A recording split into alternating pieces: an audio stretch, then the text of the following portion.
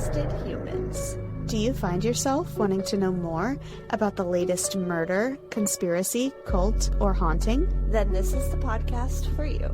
I'm Alecia. And I'm Sierra, and this is Twisted and Uncorked. Hello and welcome to another episode of Twisted and Uncorked. This is episode 107, and I have a disappeared story for you guys today. We are going to Pickering, Ontario for this week's disappeared story, and back to 1995. In the early morning hours of March 17th, 6 teenage boys disappeared and were never seen again.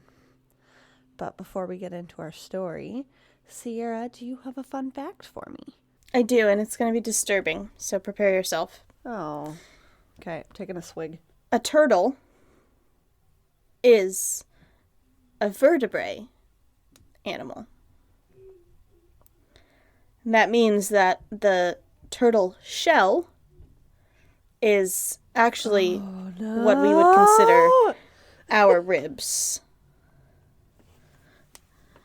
And I have a picture for you. Oh, God.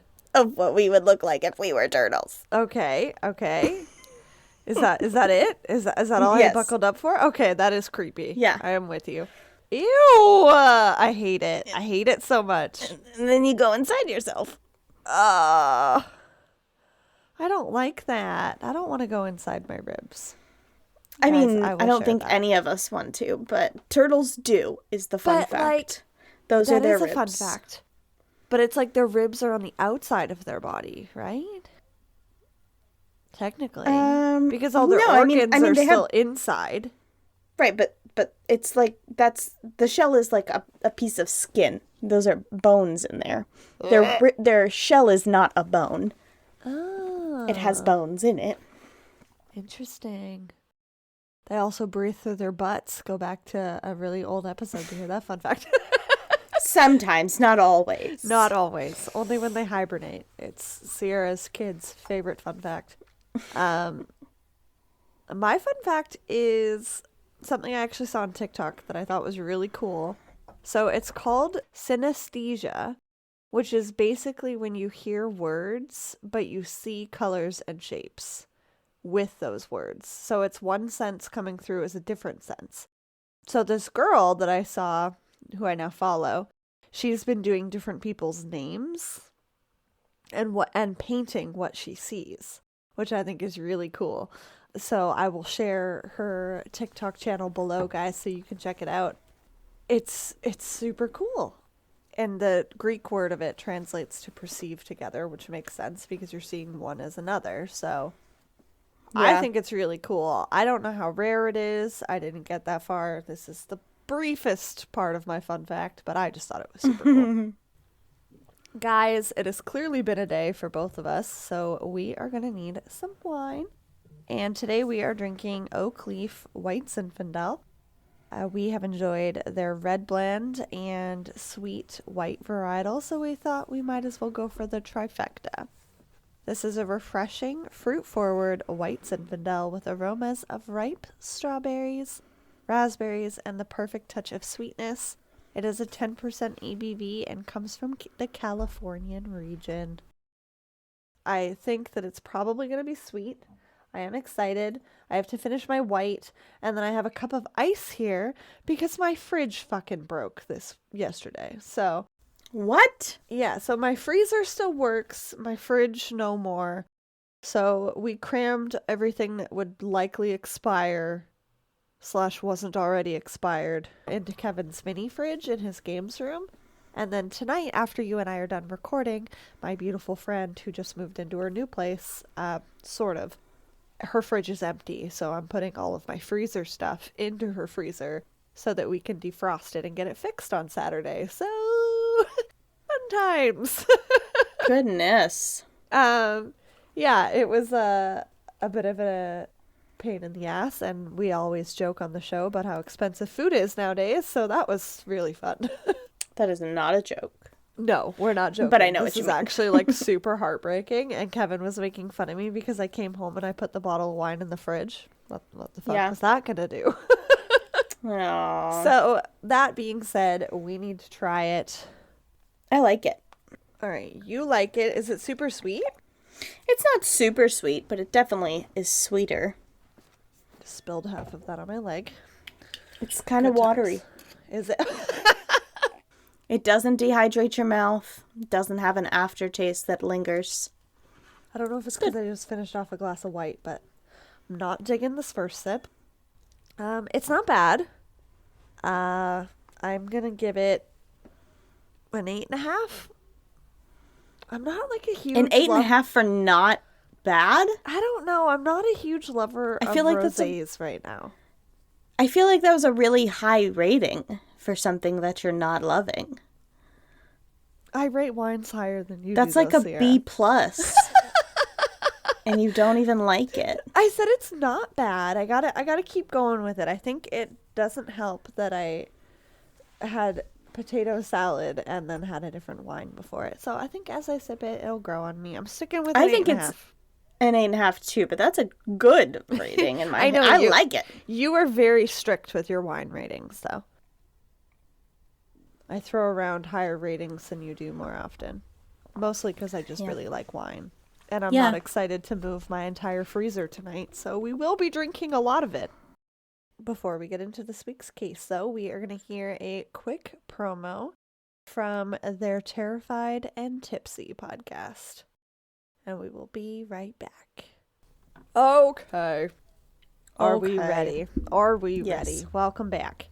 So, like I said, I'm telling you about the disappearance of 6 teenage boys from Pickering, Ontario, that in the media had become known widespread as the Lost Boys of Pickering. During the early morning hours on March 17th, 1995, the boys were attending a spring break party, or, a St. Patrick's Day party, with about 50 other people. They were 18-year-old Chad Smith, 16-year-old Danny Higgins, 17-year-old Jay Boyle, Jamie LaFerva, Michael Cummins, and Robbie Rumble. Was it for St. Patrick's Day? It's at a spring break party, and we know that spring break and St. Patrick's Day usually happen around the same time. I'm calling it a St. Patrick's Day party because it was on St. Patrick.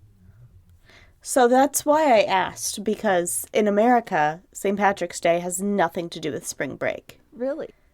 Yeah, that's not a thing. It's always like hand in hand here because a lot of people are on spring break when St. Patrick's Day happens. Yeah, spring break here is like it depends by region, but St. Patrick's Day is a specific day. Spring break can be the first week of March, the second week of March, the third week of March, the fourth week of March, the first week of April, the second week of April. Ours is always the third week of March.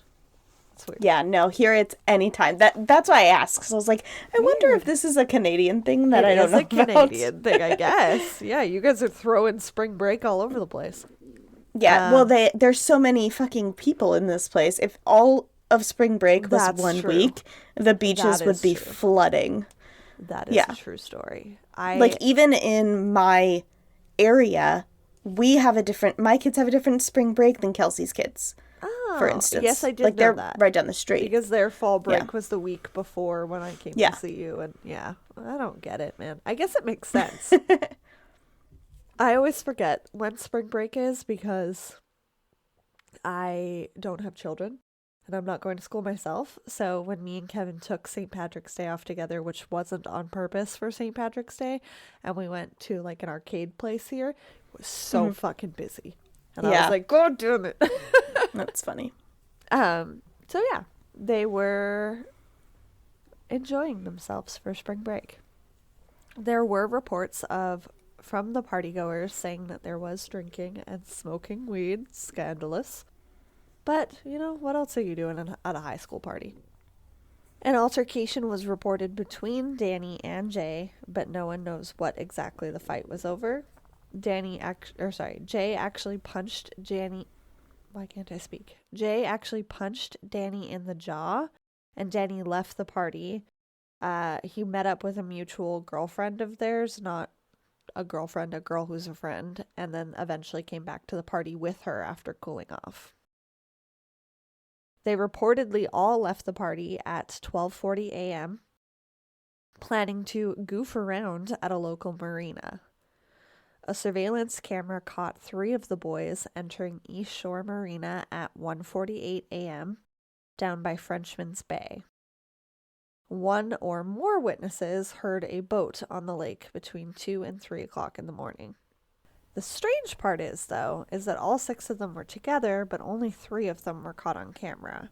They stole a 4-meter imitation Boston whaler, as well as a 3-wheeled paddle boat, or a tricycle boat bike is what it was sometimes called in different reports.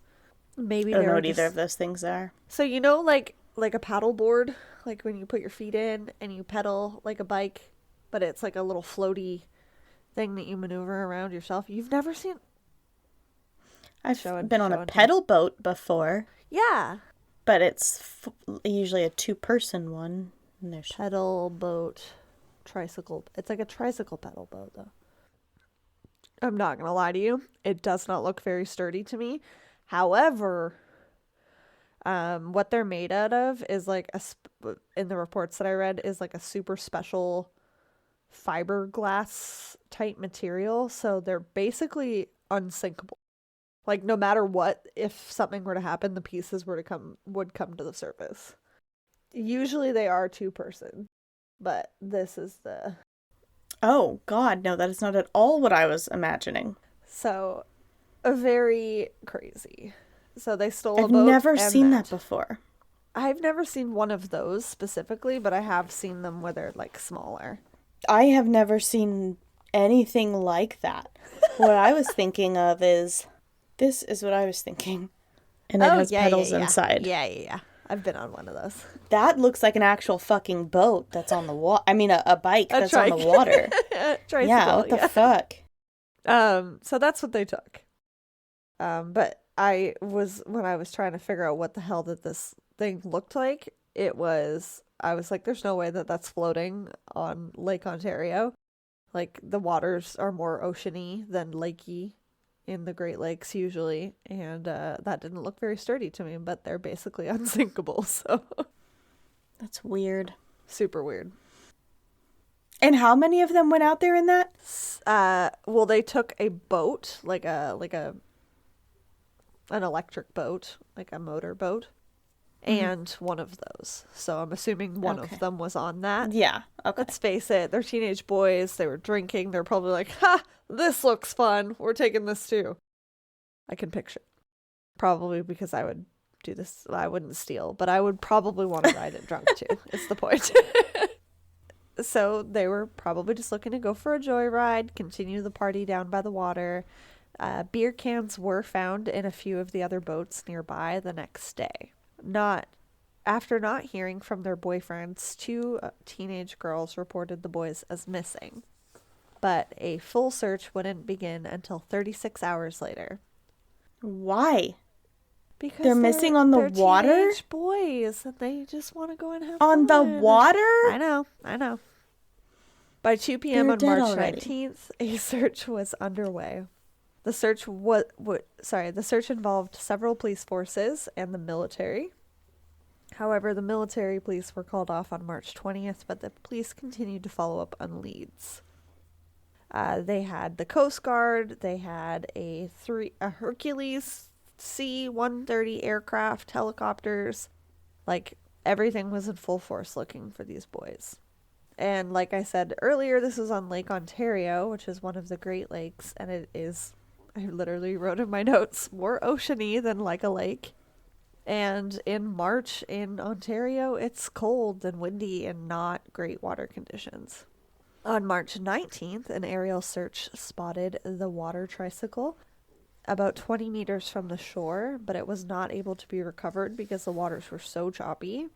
When they went back a little while later to try and retrieve it, it was gone. Like, completely disappeared. And this is a lake, so, like, where the fuck is it going?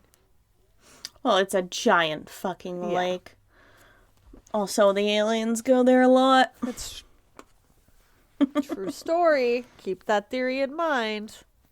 On March 29th, the gas tank, believed to have belonged to the Boston whaler replica that the boys took, washed up in Wilson, New York. It was a match based on the photos of the boat. However, it was significantly damaged when found compared to the photos of it being attached to the boat. Like I said, though, the waters are really rough, but what's unclear is how it was ever detached from the boat. It would have taken some serious force. On April 10th, 1998, 2 sets of human remains were found near a power plant on the Niagara River. The first set of remains was mixed bones, like it wasn't a full skeleton, but the other set had a piece of clothing that was believed to be significant. A pair of torn red Levi jeans. These are the same jeans that Jay was last seen wearing. They were also paired with a brown belt, which Jay's sister said was very similar to one that she saw him wear often, but it was hard to tell from the photos, and a black wallet that was completely empty. And Did they this do is DNA where testing? we are going to take a small break. Welcome back. So initially, the request to test the DNA against Jay's was denied. The bones were believed to be that of a man between the ages of 25 and 60, and Jay was 17 going on 18. The Niagara River also flows into Lake Ontario, which means that the remains would have had to go upstream. The cost was also not something that the department could justify at the time, which is absolute fucking bullshit. I'm sorry. If remains are found that match clothing that the people you were looking for were last seen wearing, fucking test the shit. Like, come on. If remains are found, period, test the shit. Like, we stop. fucking live here in this United States of America where we have freedoms and liberties and we pay fucking tax dollars. You better test my body if you find a random... Okay, listen. But we're That's in fucking Canada ridiculous. over here, What is so my I know. money going to? I know. I'm pissed off too, and so was the family. It took more than 5 years to get results of the tests that were done. Jay's family knew that it was probably a long shot, but they still hoped that it might provide some sort of answer to the questions they had about what happened to Jay and his friends. Instead, all the family has is ongoing uncertainty. They got a significant amount of DNA from the jeans, but the results came back as inconclusive. A second party tested the DNA, and it was inconclusive again. And from my understanding, one of these tests was paid out of pocket by the family. You can test bones. Like, Yeah, that's a thing. like it was bones. That's where they got the DNA from. Was like bone pulp. Marrow is what Yeah. you're supposed to use. You're supposed to stick a needle Yeah. into the middle of the bone and pull out the marrow. But there would be like skin fragments on the inside of the jeans as well, I imagine. Too, right. But And that I might don't know be what harder they to tested test as after well. being in the water. Especially but bones in are not that 1998. fucking hard. Yeah. I mean, they're not easy, but... Sierra's collecting bone marrow on the side, apparently, guys. No, I'm joking. You actually get a lot of money for donating your bone marrow. You do in the States. You don't get any money for donating your shit here. Not even bone marrow? No. I think we might have had this discussion. Not blood here, but bone marrow, yes. Because remember I said that I was considering donating some of my eggs Yeah. and going across the border to do it, and that they were willing to pay me, but I would have like not been able to drink for a very long time, and I didn't think I could do it. Also, I have a finite amount of eggs, and I am almost 30, which means that there's only weird eggs left, pretty much. So, I does disagree. anyone really want them? That all my eggs left are weird? Yeah. I don't know. People when you have meet my kids up to future 50 child, nowadays. You can tell me if it's a weird egg or not.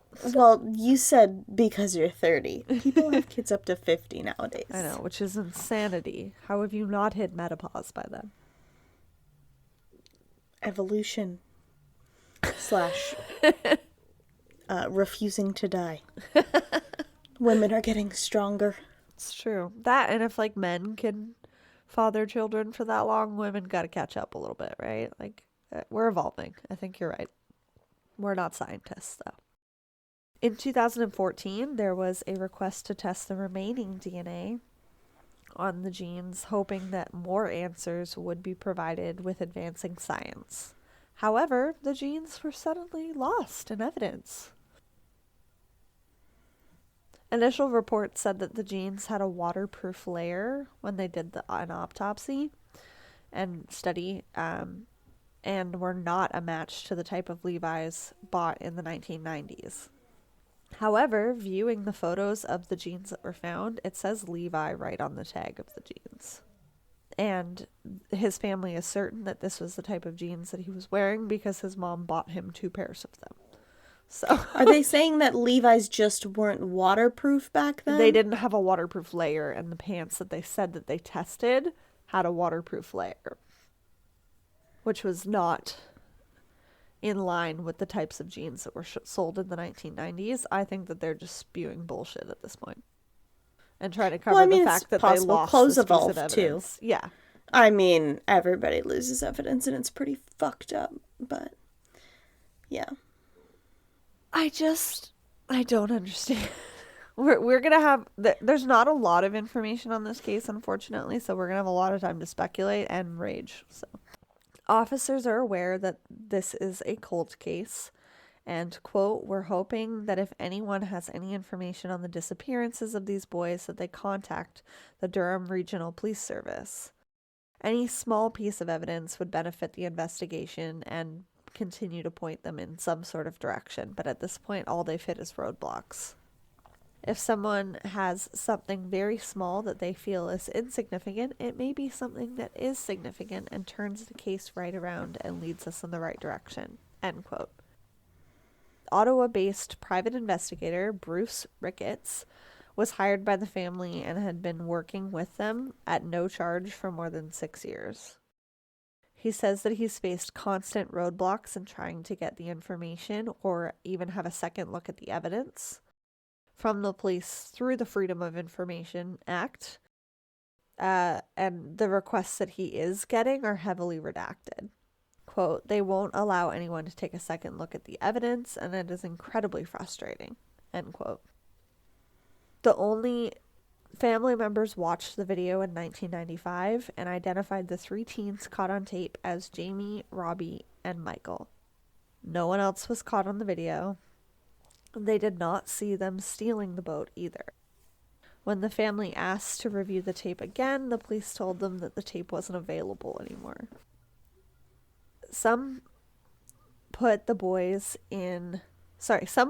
put the boys in Kew Beach in Toronto near the home of Jamie days after the disappearance, but then another witness said that she also spotted Jamie at a Burger King in Clarence, New York on March 19th. Conflicting sightings are often reported when police ask the public for help. You know, once you put somebody's face in front of you, you start to see it. They do happen. The idea of the boys running away is out of the question, according to Jay's family specifically, as he had a young daughter at the time that he loved dearly. She was 1 year old. He shared a basement suite with his girlfriend at the time, named Monique, and mother of his child. Every time her birthday passes, they hope that they'll see Jay walk through the door.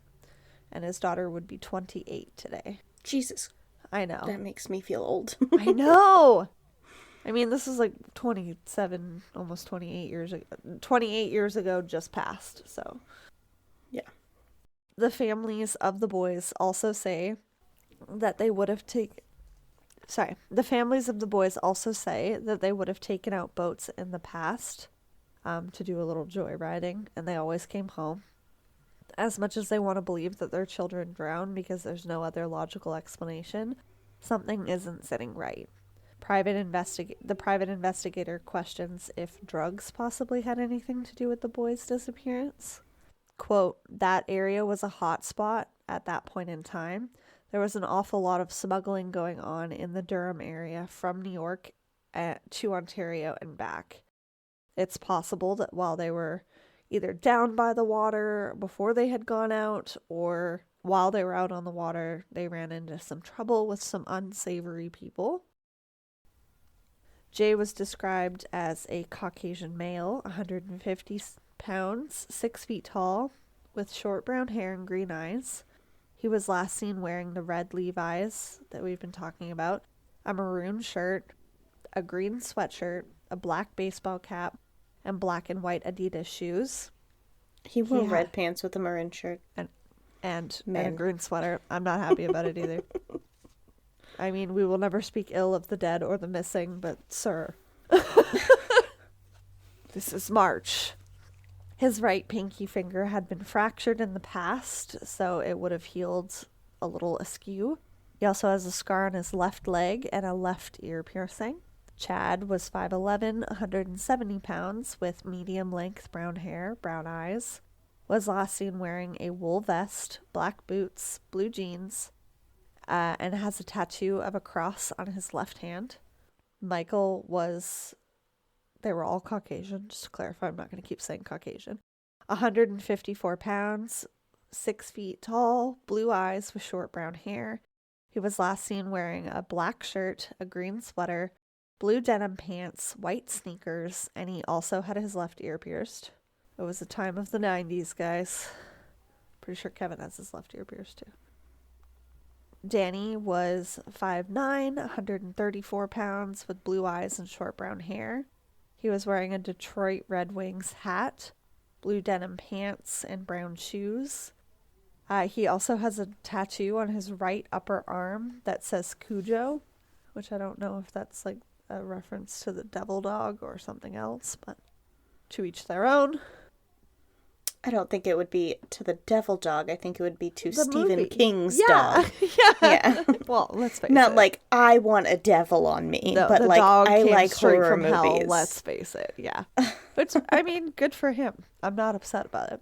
Jamie was 5'8", 119 pounds, with medium-length blonde hair and brown eyes. He had black jeans, a black and white Adidas windbreaker, black and white Adidas shoes, and he had a scar on the left part of his chin and his eyebrow on the left side.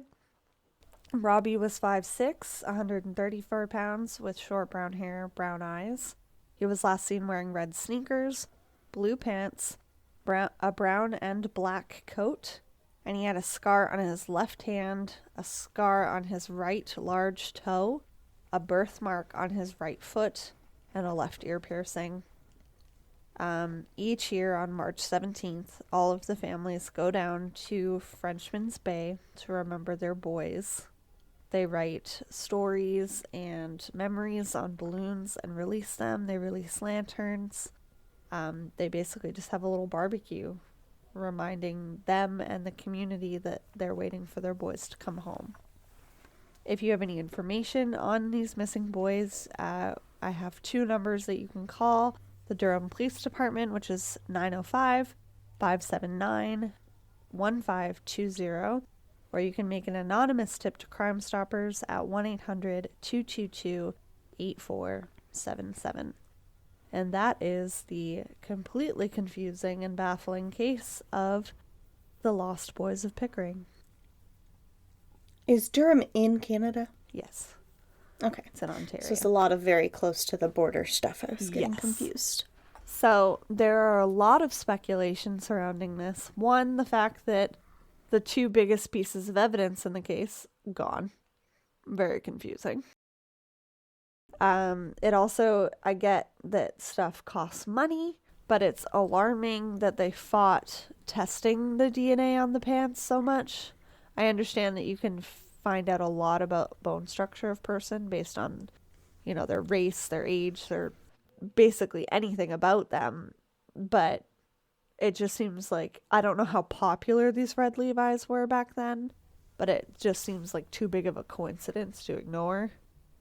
And it's also possible that they parked the boat and walked. It doesn't need to say that they had the boat on Lake Ontario the entire time and that his body would have had to float upstream if it was Jay's body.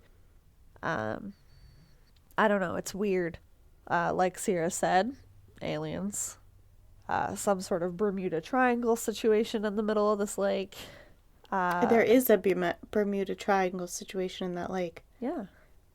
So, Like, it's a real theory that I have written down as a topic to discuss eventually. Yeah. well, avoid this one, but continue to tell me the rest of them because that sounds really interesting.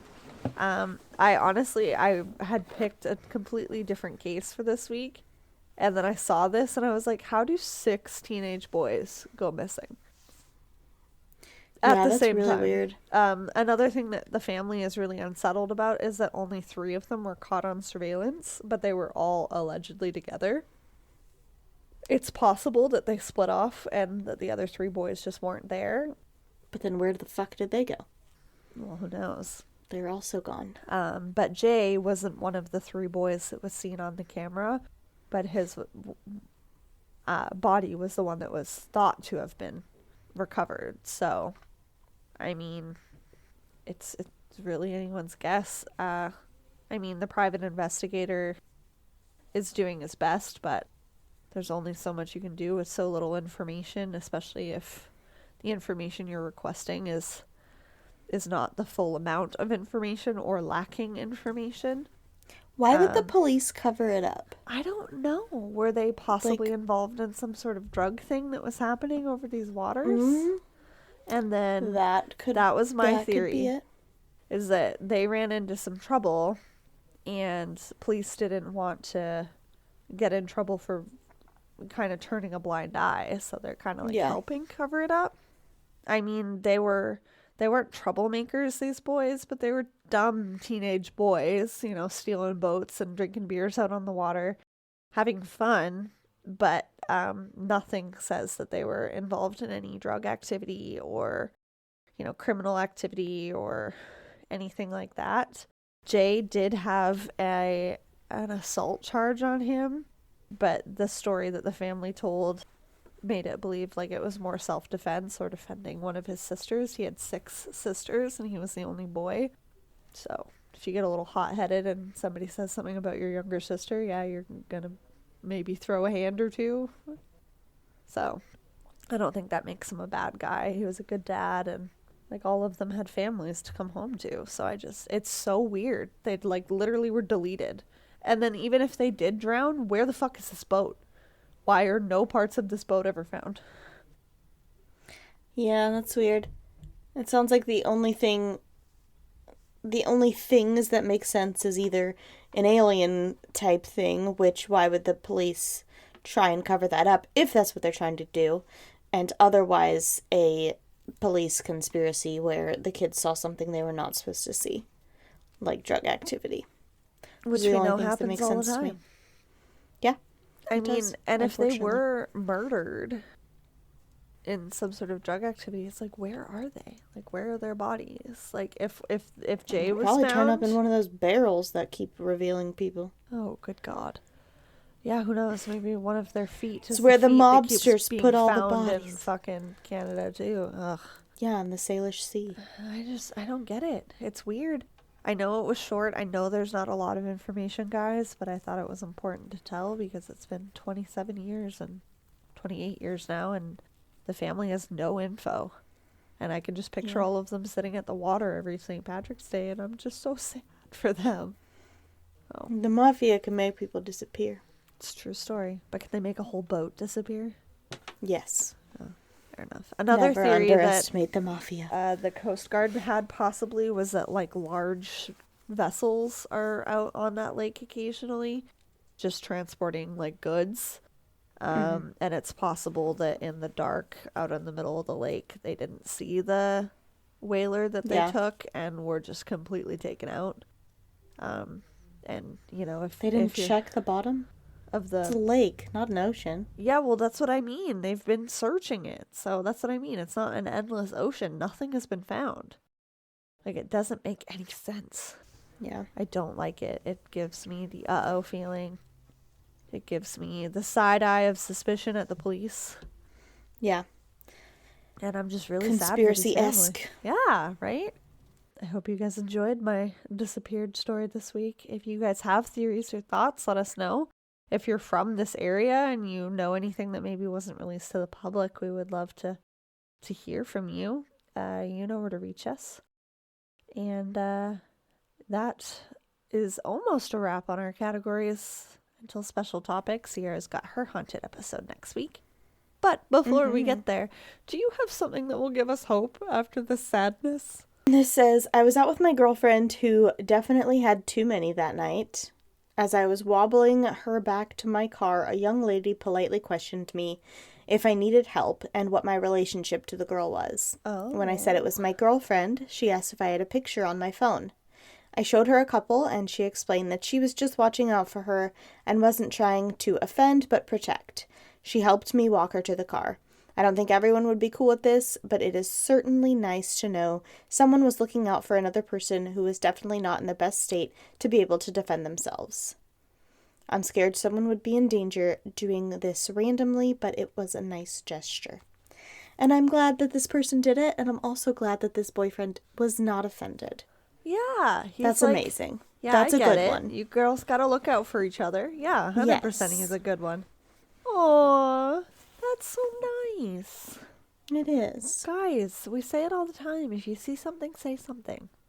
Yeah. And obviously look out for yourself and be safe. Yeah, don't put yourself in danger, Yeah, but like you yeah. said, anybody else, I worry she might have been in a... But, Yeah. I mean, it sounds like she stayed in her car and just kind of pulled up at first, so... Look out for yourself, but look out for others too, guys, because this kind of stuff does happen. But yeah, he's definitely a good one. It's like he listens to true crime with his girlfriend or something. Right. Thank you guys, as always, for listening to the show. If you have a case suggestion, you want to send it our way, you know where to find us. Don't forget to rate and review the show. It is the best way to spread the word and help others find us. We also enter you in a draw to win a free month of Patreon if you do that. Stay tuned. If you've left us a review, stay tuned for a drawing of your name, possibly. And if you want to join our Patreon, you can do so starting at $1. Link is in the show notes. And yeah, we love you lots. Thanks for listening, and we will see you next Tuesday for a brand new episode. And in the meantime, keep it twisted. Twisted and Uncorked is a proud member of Weirding Way Media.